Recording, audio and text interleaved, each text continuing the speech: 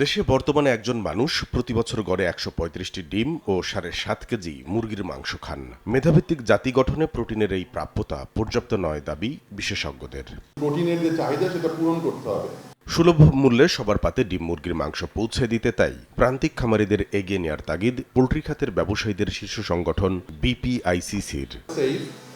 একটা হচ্ছে সাস্টেনেবল, বা মোস্ট ইম্পর্টেন্টলি এটা অ্যাফোর্ডেবল হতে হবে। চিন্তা করব যে কিভাবে এখন গ্রামীণ সাধারণ জনসংখ্যা সম্পৃক্ত করে কম দামে এই প্রোটিনটা সরবরাহ করা যায়। সমস্ত কিছু কেন্দ্রবিন্দু হওয়া দরকার গ্রামীণ অর্থনীতি এবং খামারিদের কিভাবে একটা পর্যায় থেকে আরেকটা পর্যায়ে উপরে নিয়ে আসা যায়।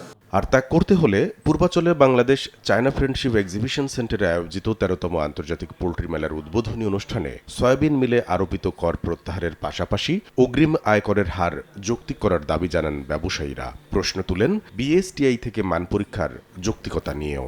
We are livestock ministry under it, so we have to follow livestock lab, livestock analysis.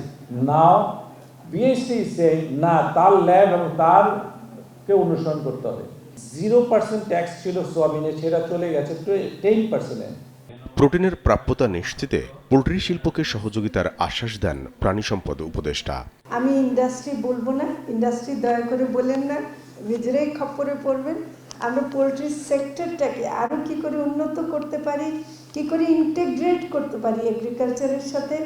বৃহস্পতিবার শুরু হওয়া ৩ দিনব্যাপী এবারের পোল্ট্রি শোতে অংশ নিয়েছে ১৮টি দেশের ২ শতাধিক কোম্পানি, যারা মেলে ধরছেন শিল্পের সম্ভাবনা ও নিজেদের সক্ষমতা। কামরুল হাসান সবুজ, সময় সংবাদ, ঢাকা।